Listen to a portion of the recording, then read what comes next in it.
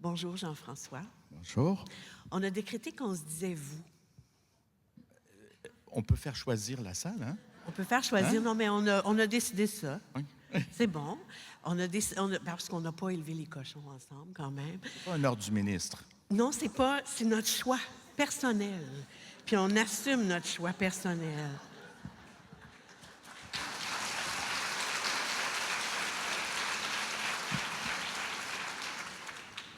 Alors, moi, j'ai l'habitude de faire des entrevues à la radio, des entrevues d'une quinzaine de minutes.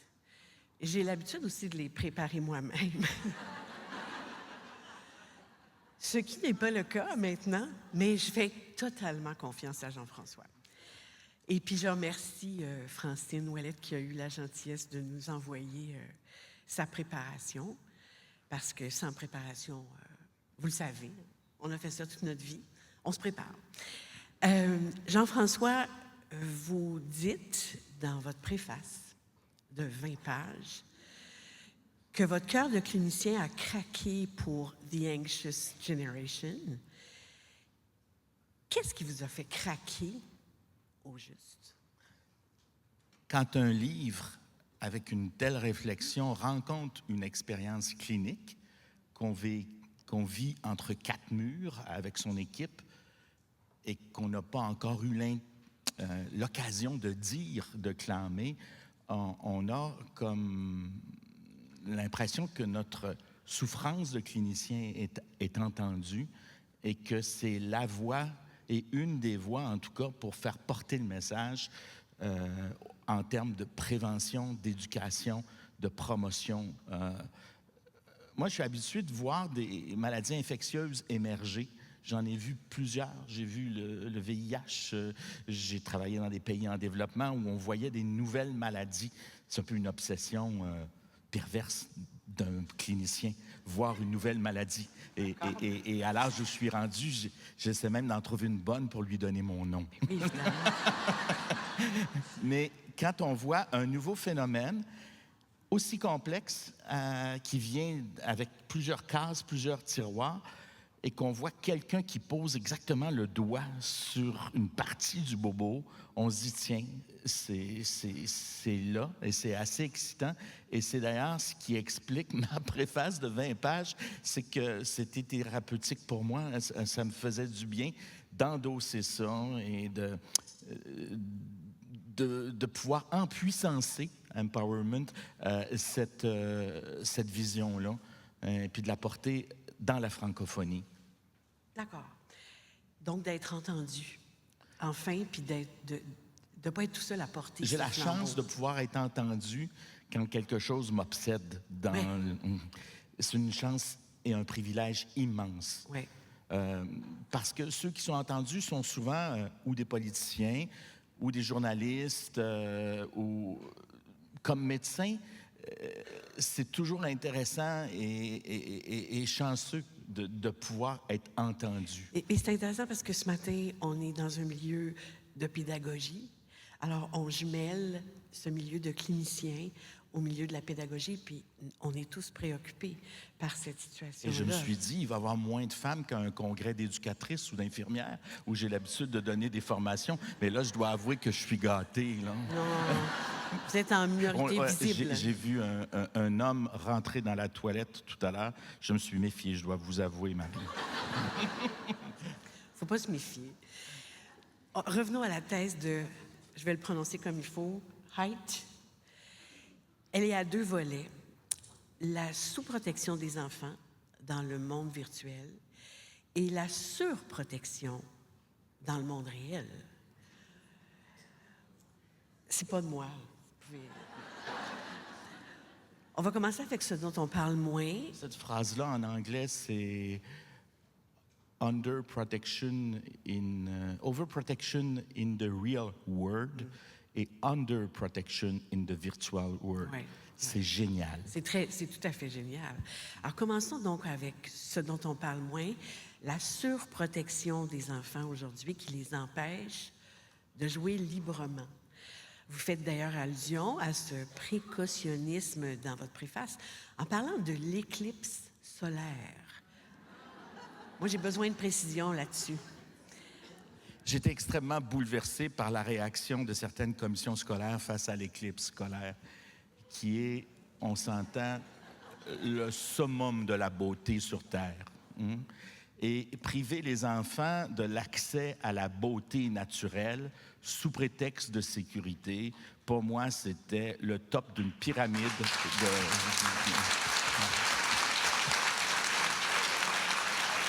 Et à force, il y a bien des années, on a commencé à empêcher les enfants de grimper aux arbres plutôt que de leur mettre un casque ou de les regarder.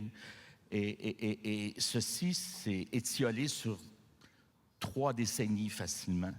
Et là, les associations pédiatriques internationales commencent à comprendre, là je ne parle pas de jeu libre, je parle de jeu à risque, jusqu'à quel point le jeu à risque est important pour le développement de l'enfant, dans le mouvement et dans sa personnalité, et surtout pour les garçons, et surtout pour la première... Ouais.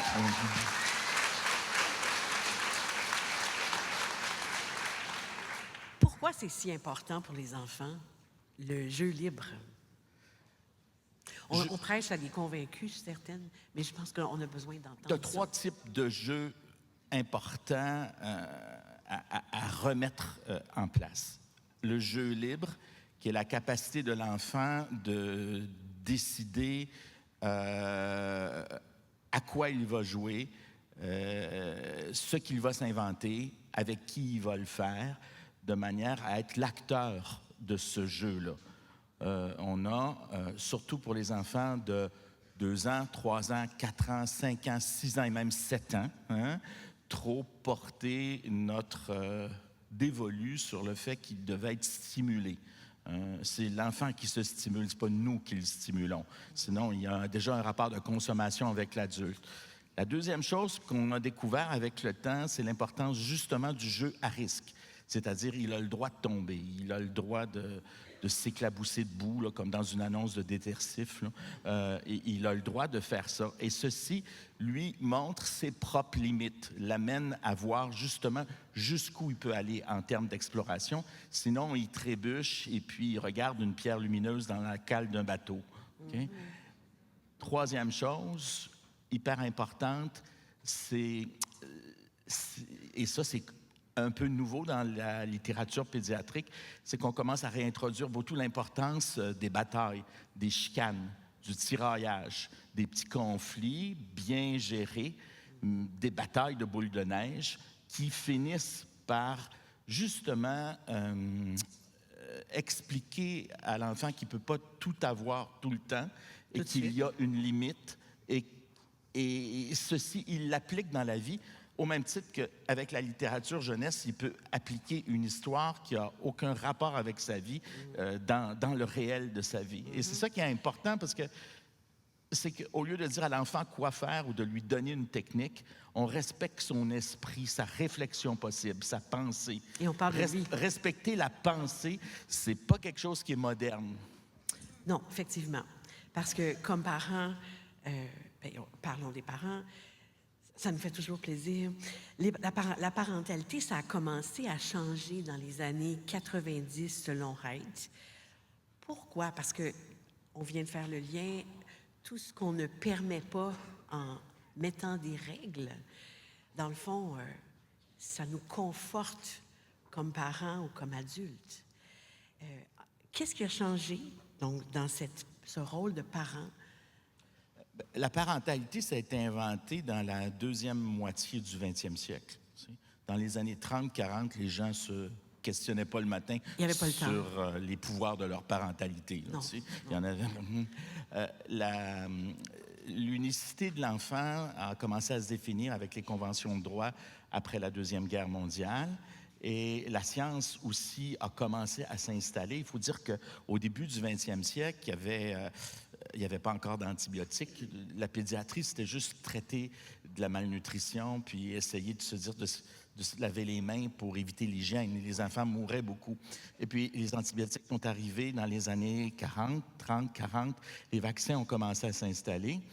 Et puis, c'est aussi l'invention de la classe moyenne, surtout en Amérique du Nord et puis en Europe de l'Ouest, qui a fait qu'à un moment donné, il commençait à y avoir de plus en plus d'enfants, Et donc, plus d'enfants veut dire plus de gestion. Ouais. Hein?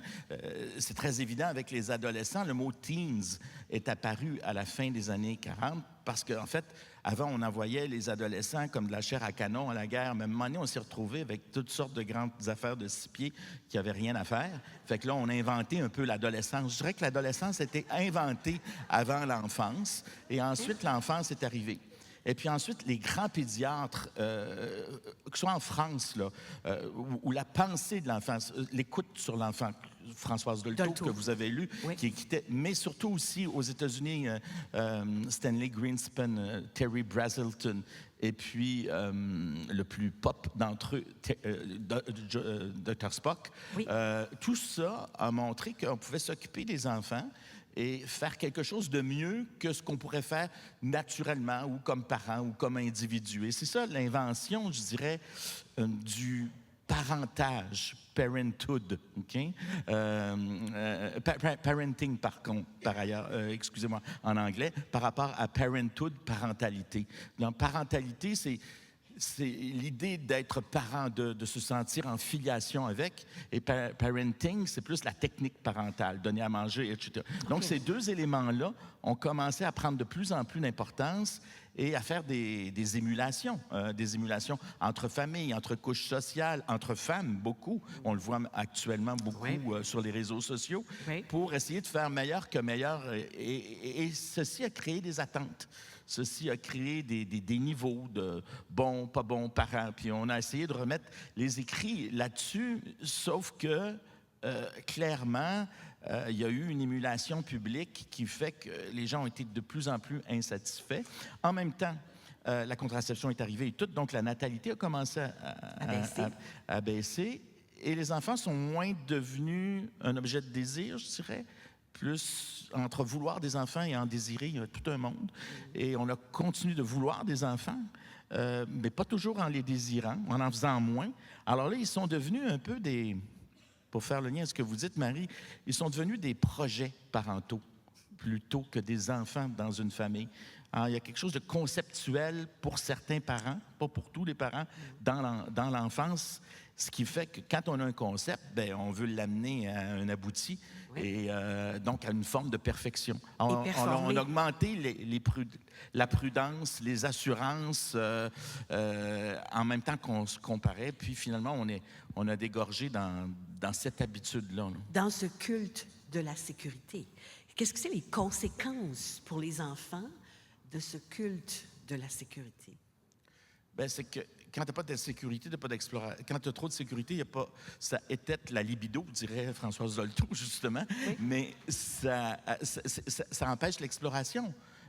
C'est que dans les fonctions parentales, il y a effectivement la disponibilité, la sensibilité, la capacité d'accepter l'enfant tel qu'il est, mais il y a une fonction parentale qui est oubliée, c'est l'activation, c'est la capacité d'envoyer l'enfant jouer dans le trafic, de lui faire confiance. De lui faire confiance à la mesure de ses capacités, de son âge, de sa maturité, mais ce détachement-là de l'enfant qui fait aussi partie de l'attachement. Si on s'attache aux enfants, c'est pour leur permettre de se détacher. Tu sais, si on regarde tous nos bateaux dans le port d'attache, bien, ils n'iront jamais en mer. Je la connais absolument pas, mais j'ai toujours l'habitude de dire en conférence que Christophe Colomb avait probablement une très bonne mère puisqu'elle lui a permis d'explorer le monde. Probablement.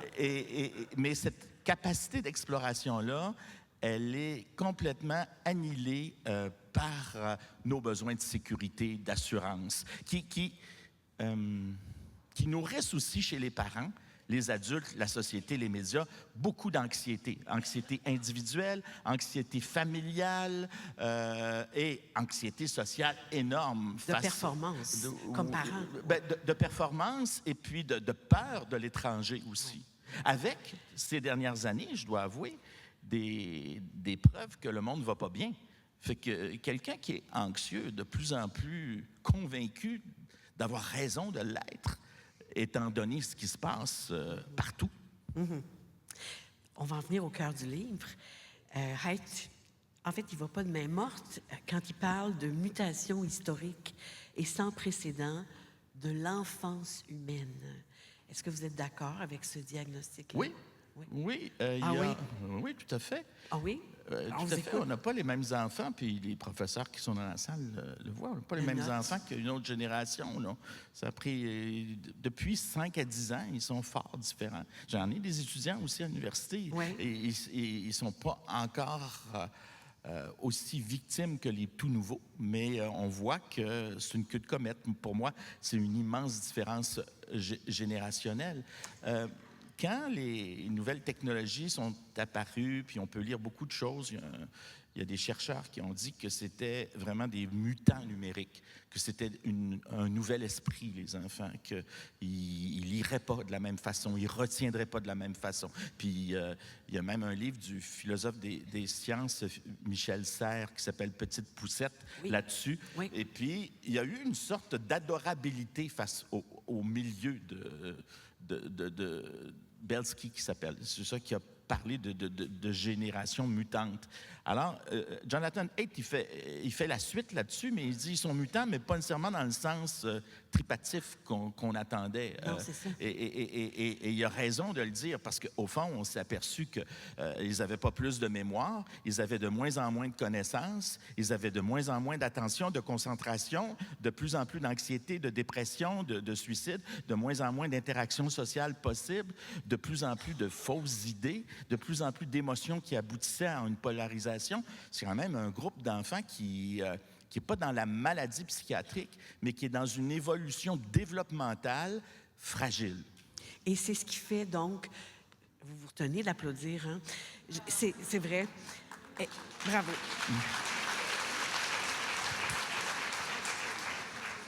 C'est tout ce que vous venez de dire, là, c'est ce qui fait que c'est dangereux pour les jeunes d'être exposés aux écrans?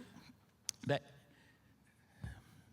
est-ce que c'est dangereux de consommer quelque chose au bon âge, de la bonne façon, avec les bons contenus, entouré des bonnes personnes? Non. Non. Hein? Mais il y a des âges pour chaque chose. Très clairement, au niveau de la littérature, le 0-3 ans les expose à une vie moins agréable, à des incompétences développementales qui ne seront pas nécessairement récupérables par la suite, que ce soit au niveau de la sensorialité, au niveau de la motricité, beaucoup au niveau du cognitif et beaucoup au niveau langagier, évidemment. Il n'y a aucun intérêt à montrer des écrans avant l'âge de 3 ans. Et moi, je pense qu'il n'y a presque pas d'intérêt à en montrer jusqu'à l'âge de 6 ans, comme Boris Cyrulnik, d'ailleurs, qui s'exprime là-dessus. Alors, très clairement, il y a les marchés internationaux qui influencent les décideurs et tout. Puis si vous regardez les recommandations internationales à travers les années, ça change. Hein? La science est vraiment en train de chercher sa queue là-dedans, parce que les recommandations pédiatriques, puis j'en parle d'ailleurs dans la préface, moi, quand on fait le tour entre les recommandations australiennes, les françaises, les américaines, celles de la Société canadienne de pédiatrie, on arrive à des âges différents. Oui, tout à fait. Les Français, il y a une quinzaine d'années, disaient 18 mois. Maintenant, ils sont à 3 ans. Boris Cyrulnik est à 6 ans. La Société canadienne de pédiatrie, qui copie en général l'American Academy of Pediatrics, est à 2 ans. Moi, je pense qu'avant l'âge de 3 ans, il n'y a pas d'intérêt aux écrans. Et Jonathan Haidt parle beaucoup de ça. Le problème, c'est que c'est plus une grosse vache, une grosse télévision dans une salle familiale. C'est que maintenant, c'est des appareils qui sont portables et qui s'incrustent dans toutes les habitudes de vie. Dans la chambre à coucher, dans l'école, vous l'avez vu, et puis au repas, et puis entre amis ou dans les jeux. Donc, la portabilité des appareils a certainement accru ce qui était en train de se passer. Ça a changé la donne. On parlait, Marie, vous vous souvenez très bien qu'on parlait des enfants qui écoutaient trop de télévision ou des retards de langage causés par cela ou de la violence à la télévision. On se rappellera de ces débats-là dans les années 70, 80, 90. Mais là, il ne s'agit plus de la même chose. Il s'agit d'un instrument qui est partout. Qui est partout, puis qui est dans les mains d'une seule personne, qui est en train d'apprendre à vivre des expériences. Bien, c'est qu'à 3 ans, on est en train d'apprendre ça. Puis entre 3 à 6 ans, on peut en médiation, surtout avec un parent, éventuellement regarder une demi-heure, 1 heure de quelque chose qui est relativement pas pervers et relativement intelligent, un petit jeu ou une émission de télé qui peut donner des préceptes de langage, vous le savez mieux que moi, ou des indications sur l'altruisme et tout, mais si on se sert d'une télévision gardienne, si on amène ces appareils-là dans la chambre à coucher, très clairement, les habitudes vont se prendre avant l'âge de 6 ans. C'est pour ça que c'est important d'intervenir tôt, parce que plus on intervient trop, les études sont très claires là-dedans, moins les enfants vont être dépendants de ce soma, comme disait Aldous Huxley, de ce soma extérieur à eux.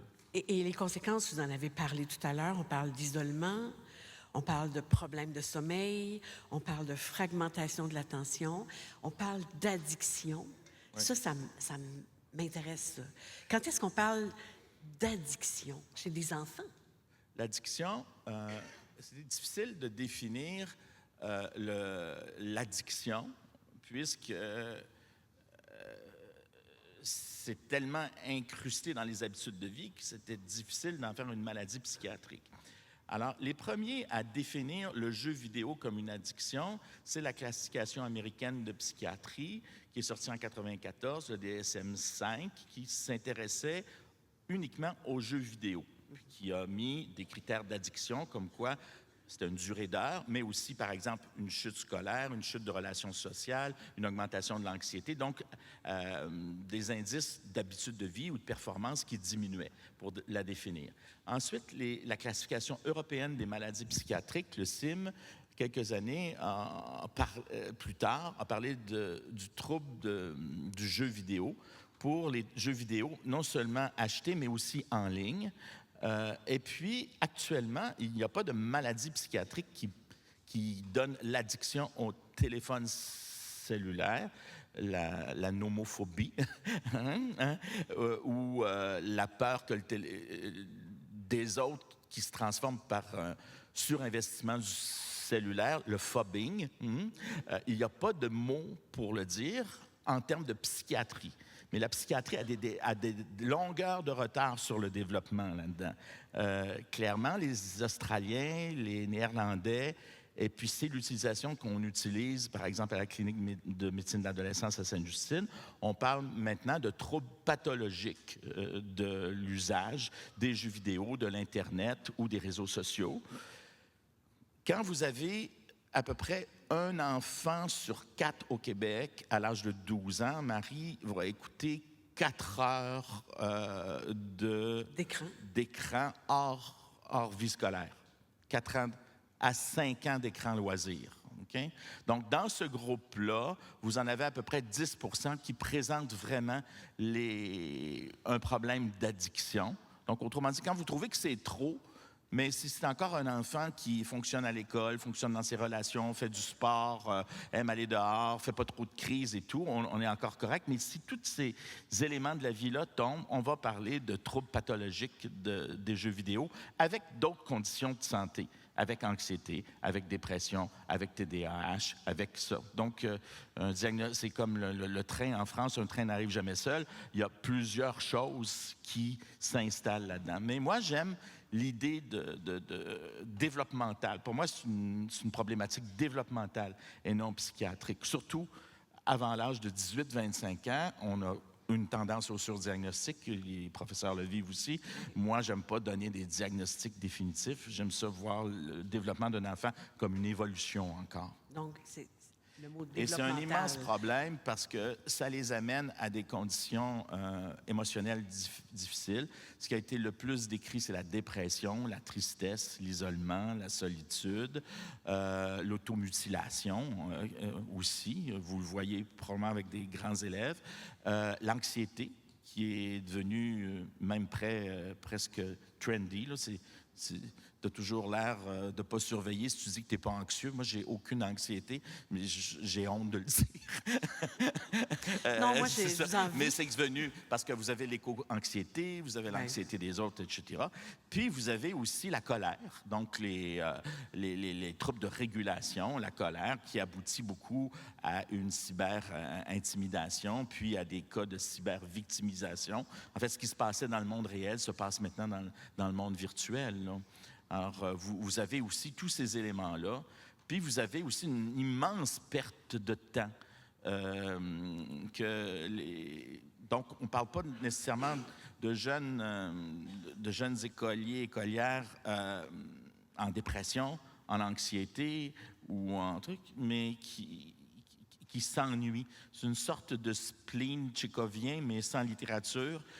Les Américains appellent ça du sad fishing. Hein? De l'ennui. On le voit beaucoup chez les adolescents, des adolescentes à 12, 13, 14 ans.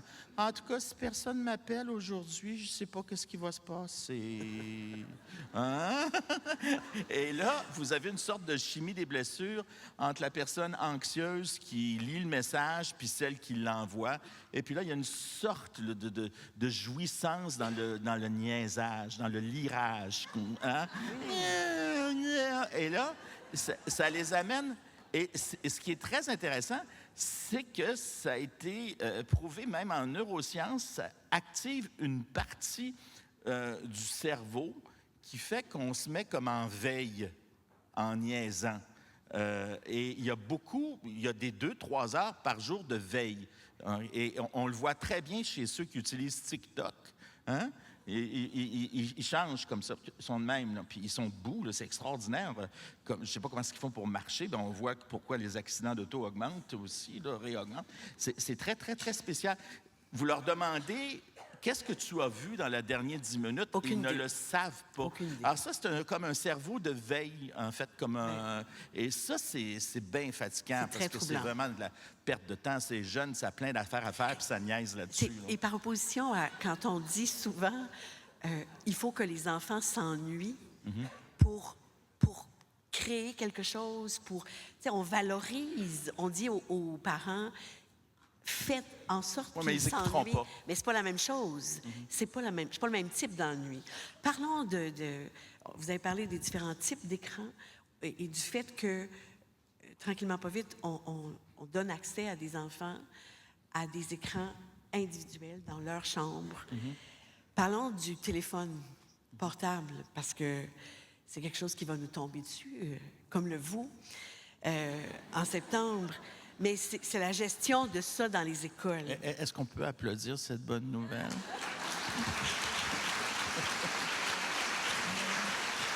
Parce que moi, je vois presque 1000 personnes dont la vie va être changée. Là. Oui, tout à fait. Hein? Ça va prendre à peu près 3 semaines, 1 mois pour vous en apercevoir. Qu'est-ce que vous voulez dire? Bien, ça prend le sevrage d'un adolescent ou d'un jeune, ça prend à peu près 3 semaines, 1 mois. Sa vie va être transformée. Donc, il va transformer sa vie scolaire, sa vie académique, sa vie avec les pairs et tout. C'est clair. Ça va marcher, c'est sûr, à 100%. Alors, moi, j'ai une question directe, là. Est-ce que... puis, je ne pas... vous êtes déjà sur la sellette, restons-y. Est-ce que vous êtes d'accord avec cette mesure-là? Bien, je me suis battu pour ça depuis des années. OK. Donc, alors, pourquoi? Bien, parce que... l'école, comme dit Normand Baillargeon, c'est un sanctuaire qui doit être protégé pour multiplier ses connaissances. On sait que le cellulaire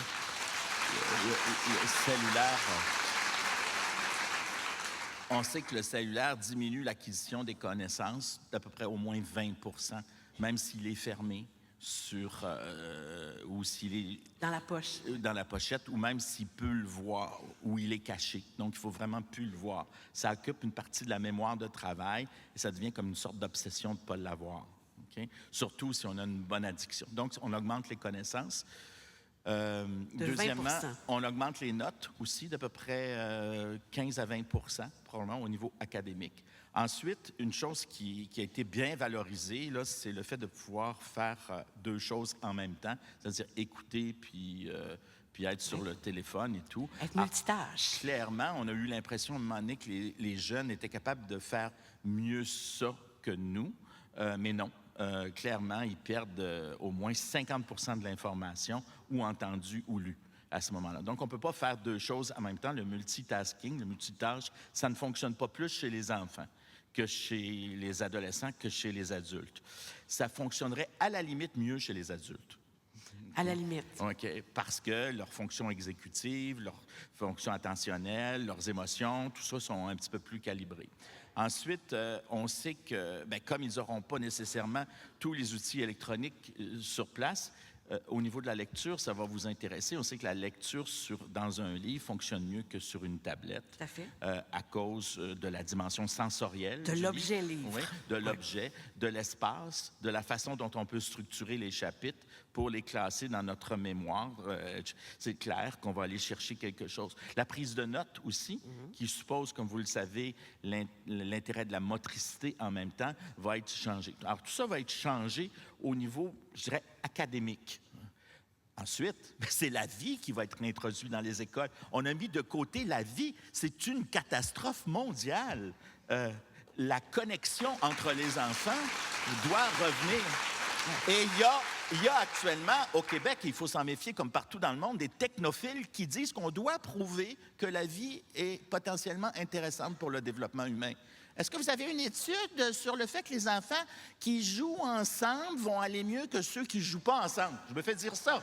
Vraiment? Ben oui, il y a des éducophiles qui sont là-dedans. Il y a des compagnies qui montent pour essayer d'expliquer ça. C'est extrêmement enrageant qu'on doit prouver que la vie et que la relation humaine soit quelque chose d'important pour le développement humain. Alors, très clairement, moi, juste couper le cellulaire dans la classe, ça ne fonctionne pas comme de le couper dans toute l'école. Ça, les études sont assez claires, il en parle beaucoup là-dedans aussi. Donc, il faut couper pour toute l'école. Qu'est-ce qui va se passer dans l'école?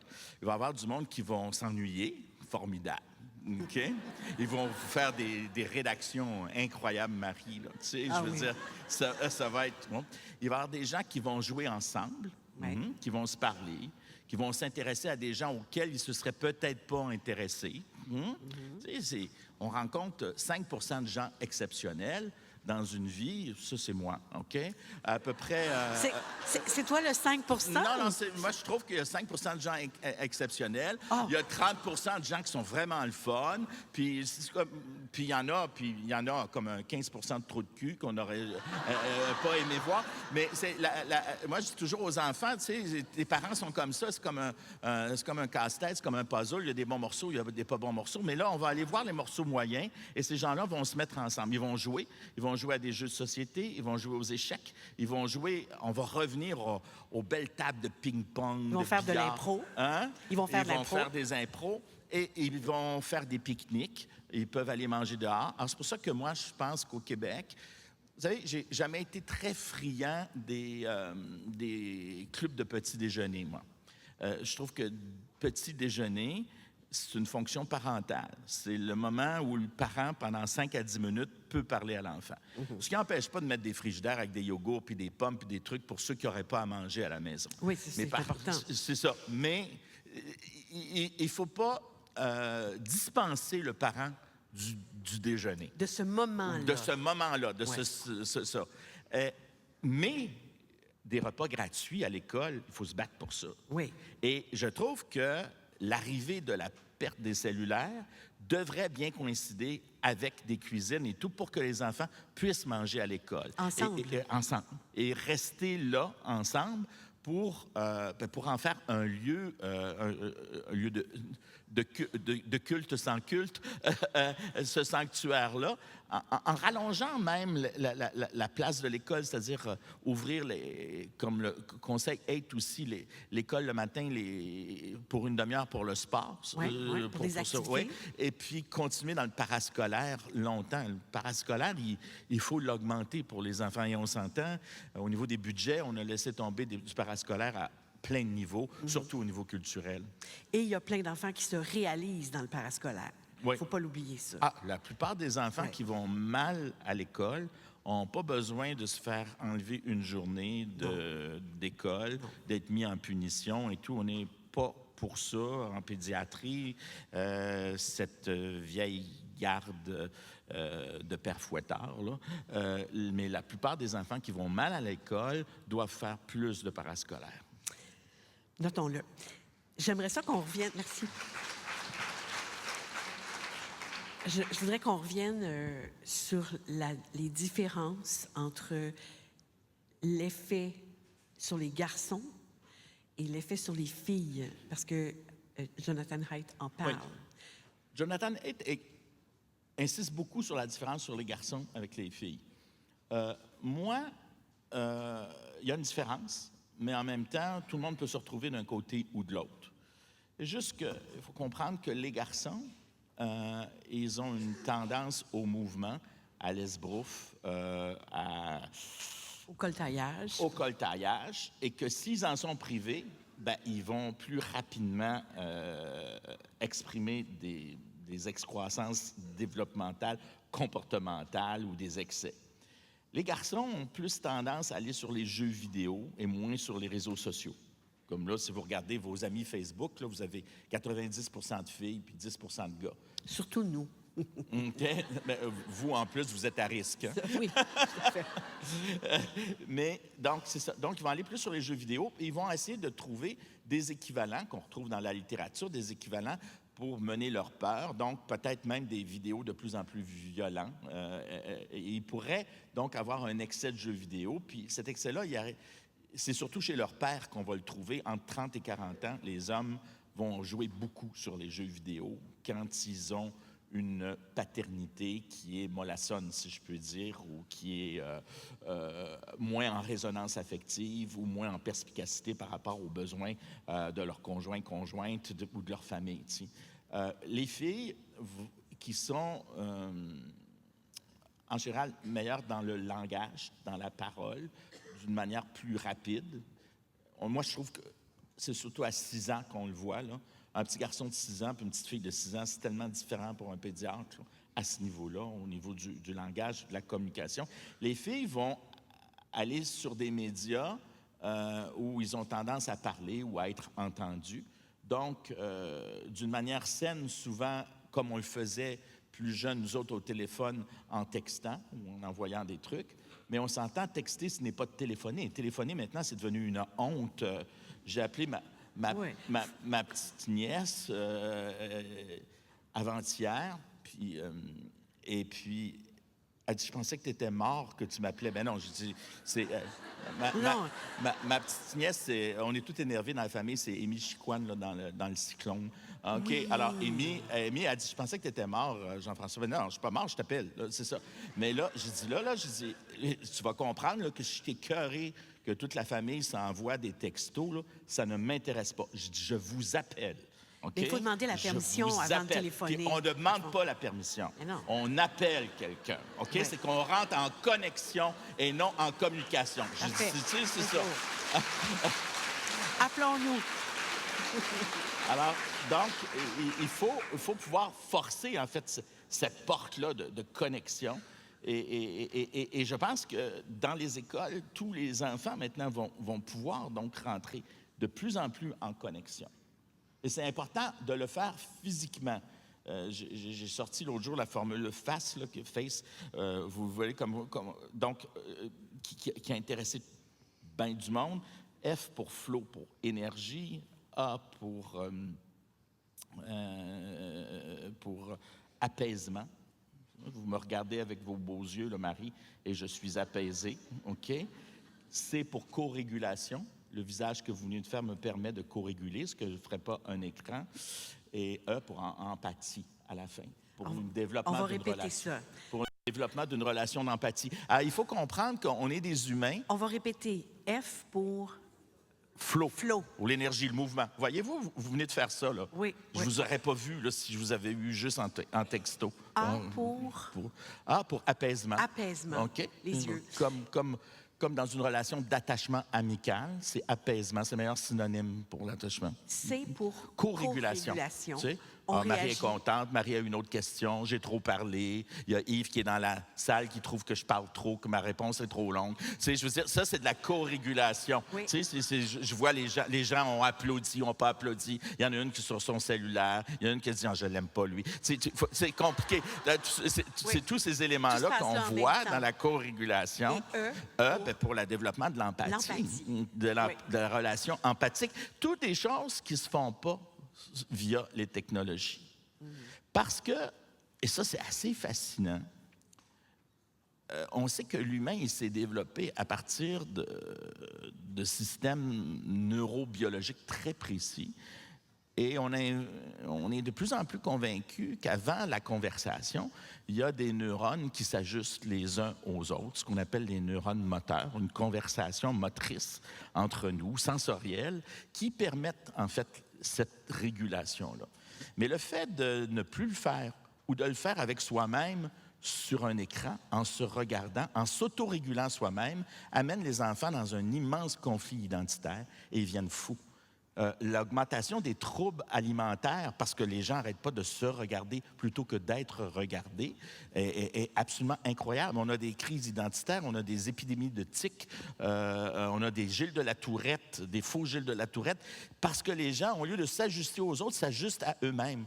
Alors, c'est vraiment le mythe de Narcisse à son niveau ultime.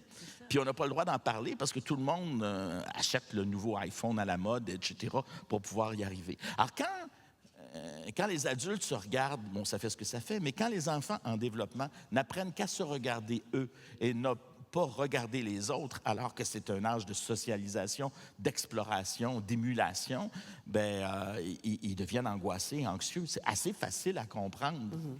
Mais c'est d'autant plus facile à comprendre que dans plusieurs milieux scolaires, l'écran est devenu depuis longtemps une récompense. La récompense... Comment penser autrement? La récompense, elle vient du milieu naturel. À Sainte-Justine, moi, j'arrête dans les couloirs sans arrêt parce qu'on donne des téléphones à des enfants qui font des crises au lieu de les amener à s'autoréguler. C'est un immense problème. C'est comme si vous disiez à cet enfant-là, « T'es trop niaiseux, ton cerveau ne réussira jamais à faire du top-down. Moi, je te fais du bottom-up. » Donc, vous donnez une compensation. C'est comme s'ils étaient complètement gâtés par les technologies. Donc, ça fait des nourrissons géants qui font des crises et qui sont incapables de supporter quoi que ce soit et qui inventent même un langage pour qu'on puisse continuer de les protéger dans leurs idées. Le fait de ne jamais vivre de conflits et de toujours les éviter, le fait de ne pas comprendre que l'autre est différent de soi dans la vraie vie, fait qu'on devient intolérant à tout. Oui. Intolérant à tous les mots, intolérant à toutes les polarisations possibles. La notion de microtraumatisme est une fumisterie totale. On ne peut pas être micro-traumatisé d'un point de vue scientifique. Oh, c'est normal d'être micro-traumatisé. Ce mal-être qu'on peut subir de quelqu'un qui est différent de nous est quelque chose qui se gère au quotidien. Dans une journée, il y a 150 affaires qui nous dérangent. On les gère, on les gère, on les gère. Pourquoi, à un moment donné, il y a un mot qui nous dérangerait puis qui nous amènerait à un syndrome post-traumatique comme un enfant qui ne mange pas depuis 2 ans à Gaza? Voyons donc, ça n'a aucun bon sens. Okay? Il n'y a aucun mot qui doit être interdit. Ça dépend aussi du contexte. Un mot, c'est un contexte. Donc, on a inventé plein de choses. Les jeunes qui sont élevés par des nouvelles technologies ne supportent plus l'inconfort. Écrivez ça. Écrivez ça. Et le mot « supporter » ici... Est-ce que la littérature doit être confortable? Est-ce que la littérature doit être confortable? Non, pas nécessairement. C'est ça. Comme la vie, d'ailleurs. Exactement. Sinon, on a des produits édulcorés. Puis c'est bien plate. J'aimerais ça qu'on aille vers des solutions. Moi, j'ai besoin, pour être heureuse et bien dans la vie, qu'on constate des choses, on prend conscience, on réalise, mais il faut qu'on aille vers des solutions. Sinon, je vais me lancer en bas de l'estrade ici. Le problème, c'est que je suis médecin puis je vais vous sauver, Marie. Il n'y a pas de suicide possible. Non, c'est ça. Je pense pas que c'est un problème. Merci. Alors, allons vers des 4 recommandations qui sont faites. Et moi, je gère le temps, Yves Nadon, avec mon téléphone. Et j'ai juste me rappeler jusqu'à quelle heure, parce que je ne suis pas consciente de ça. 5 minutes? Oh, parfait. C'est bon, on est situé. Alors, Height propose 4 recommandations. Revenons-y pour notre santé mentale à tous. Je ne les connais pas, les recommandations de Height. OK, merci. Il y en a 1000 recommandations là-dedans. Bon, bien, sur la feuille que Francine m'a envoyée, Bon, voilà qui est mieux dit. c'est écrit... Une expérience dans l'inconfort. Oui. Mais là, je vais vous dire, Jean-François, que l'expérience dans l'inconfort dure depuis un appel téléphonique ce matin. Ça va bien. On s'en sort pas pire. Mais ça me rassurerait beaucoup, beaucoup, beaucoup que vous répondiez à cette dernière question. C'est comme Il y a si 1000 recommandations 1000. dans le livre de Parlons Haight. de quelques-unes. Mais il va conclure dans la fin de son livre sur des recommandations pour la vie personnelle des familles, pour la vie des écoles et pour les gouvernements. OK? Il va vraiment le fameux micro, macro, le Boffin-Branner. OK? Donc, pour les familles, clairement, il dit ce qu'on entend aussi dans les milieux pédiatriques. Donc, le téléphone le plus tard possible dans une vie. Les écrans, pas avant 3 à 6 ans. Les appareils mobiles ne doivent jamais être transportés dans les endroits où autrefois on célébrait la vie, par exemple dans une chambre à coucher ou à table. Okay? Donc, ça, c'est très clair, très jeune. Et de faire attention au nombre d'heures consommées en écran à partir de l'âge de 6-8 ans, comme à peu près 2 heures d'écran loisir au maximum, en choisissant les contenus. Et on s'entend, c'est pas facile de choisir les contenus, il va y revenir beaucoup, parce que, bon, si nos films sont classifiés par la Régie du cinéma, les jeux vidéo ne le sont pas vraiment. Non. Et puis, vous avez beaucoup d'enfants de 6, 7, 8, 9 ans maintenant qui regardent des vidéos comme Grand Theft Auto. Je ne sais pas si vous avez déjà vu ça, là. Alors, à 9 ans, ils regardent ça, puis ça les traumatise. Des femmes enceintes qui se font écraser par des autos puis qui virent en sang, là. Alors, le nombre de violences qui est exprimée par les jeux vidéo est très importante. Et on sait que si la violence à la télévision avait des effets très difficile à prouver scientifiquement pour des populations en général. Au niveau des jeux vidéo, c'est beaucoup plus clair que certains enfants, surtout de groupes vulnérables, troubles d'attachement, monoparentalité, nouveaux immigrants, handicap, etc., tout ça, vont être attirés par ces éléments-là. Donc, il dit d'être extrêmement prudent là-dessus. L'achat du cellulaire, et il revient dans ses recommandations à la fin qui sont très bien. L'achat du cellulaire, actuellement, à peu près 50% des enfants se retrouvent avec un cellulaire autour de 10 ans. Autour. Okay? 50%? Oui. Au Québec, en France, partout dans le monde. On n'est pas différent des autres à ce niveau-là. Okay. Mais s'il y a un cellulaire qui doit être acheté, d'après moi, il peut y avoir des situations exceptionnelles à 10, 11 ans où c'est méritant. Un conflit parental, par exemple, dans une région éloignée avec quelque chose qui peut se passer. Mais en général, avant l'âge de 13, 14 ans, je pense que ça n'a aucune utilité. Très clairement, si on achète un cellulaire, c'est un téléphone pour téléphoner. C'est ça mon idée du téléphone. Donc, il va se vendre dans les prochaines années, si j'étais entrepreneur, de plus en plus de téléphones en flip-flop, là, vraiment comme avant, où on pouvait téléphoner. Ah, qu'est-ce que c'est ça, quelqu'un qui m'appelle?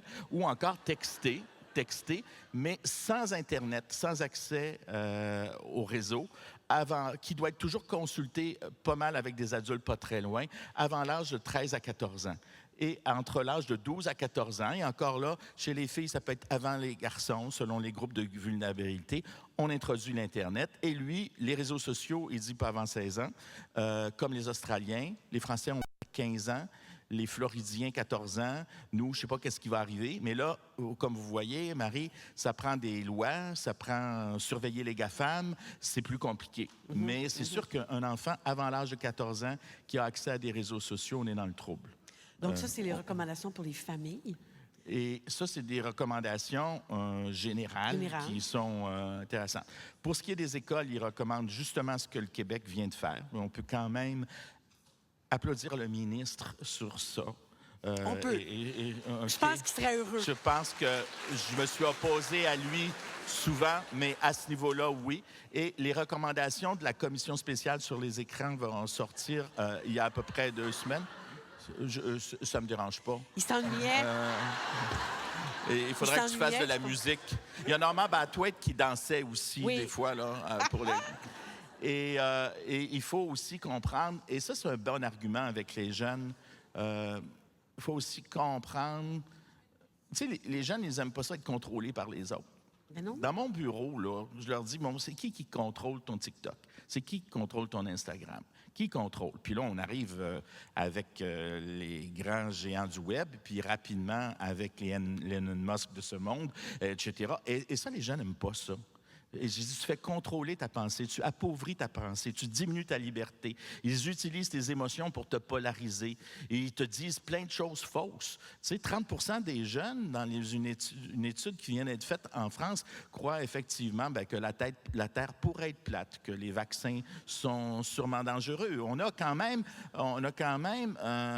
oui, c'est Jean Jaurès en France qui a fait ça, c'est assez étonnant. Puis on a quand même...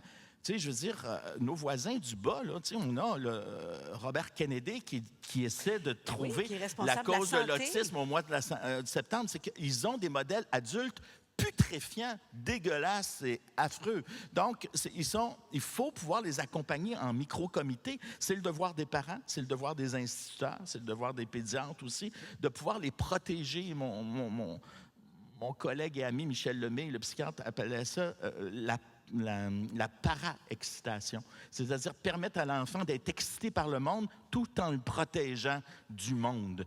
Et ça, c'est assez nouveau comme réalité. Le monde était facile quand nous étions jeunes, Marie. Et là, il est compliqué. Mais il ne faut pas empêcher les enfants de découvrir le monde. Il faut pouvoir leur transmettre des connaissances, mais en même temps, les protéger de toutes ces agressions techniques. Et donc, les convaincre, et vous êtes... Les séduire.